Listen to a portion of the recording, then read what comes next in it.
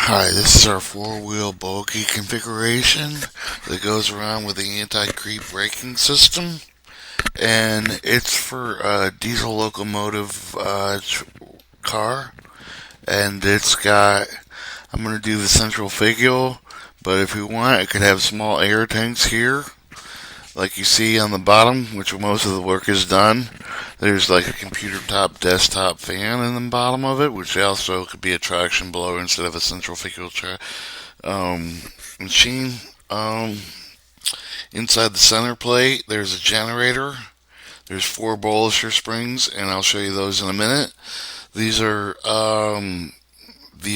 tracked anti-braking pushing braking system.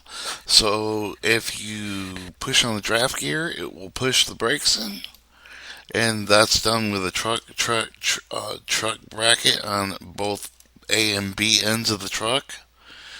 And I'm trying to pan through this nice and neat. The side bowls are always tricky. You never know what shape you're going to get because of the journal boxes.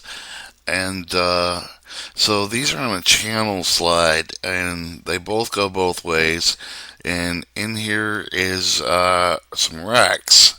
Now, I'll show you some section views of it.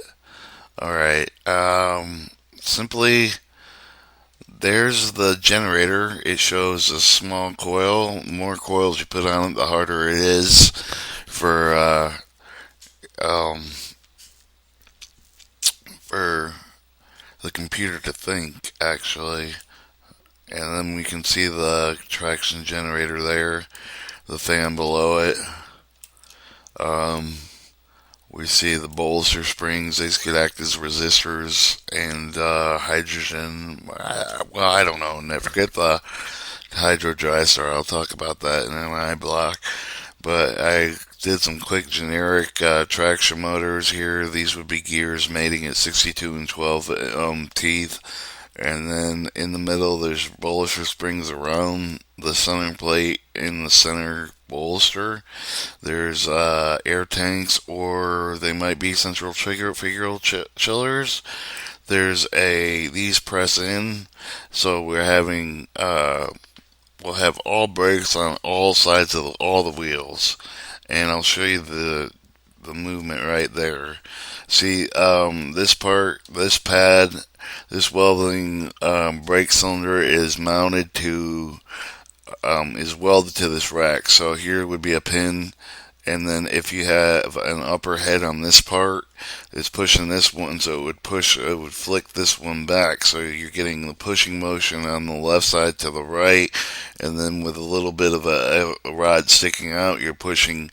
Instead of pushing away, you're pushing back again, and then it travels through the center side bolsters into another rack, which is around this wheel here. So we have pressing buffer and drafter forces pushing on the wheels, but we also have um, the sliding rack brake, and these could lead to a future generation sled kind of weights being here with a put cylinder.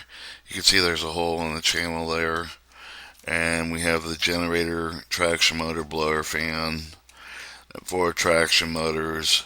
On the other side, it switches around, and there may be another configuration that comes out for this, where the center plate is actually laid a couple feet on top of this instead of directly in the center, which gives it a bigger turning radius depending on how large the diesel locomotive is.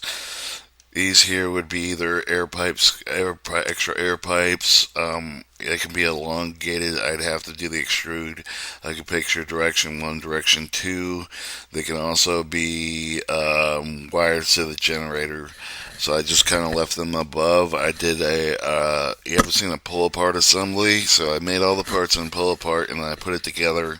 And the last thing I did was the side balusters, and the springs are around the center baluster, which makes it kind of a bad ride. But we could actually do some springs on the top here, like a double center baluster, kind of like a draft lug thing. and it would kind of smooth out the ride. And that is our four bogey anti-creep tracking pincher anti-tracking sled bogey for all my track versions. So this is the four-wheel bogey.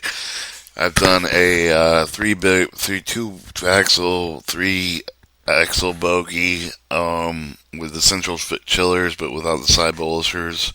So in other videos, I've also did a double air tank rail car truck, and I've been working on a hydraulic center jack, which would take a vertical one in other videos. So this is our new four-wheel bogey for a locomotive. Maybe, Sean, if you're listening, my brother, we beat Iron Tank.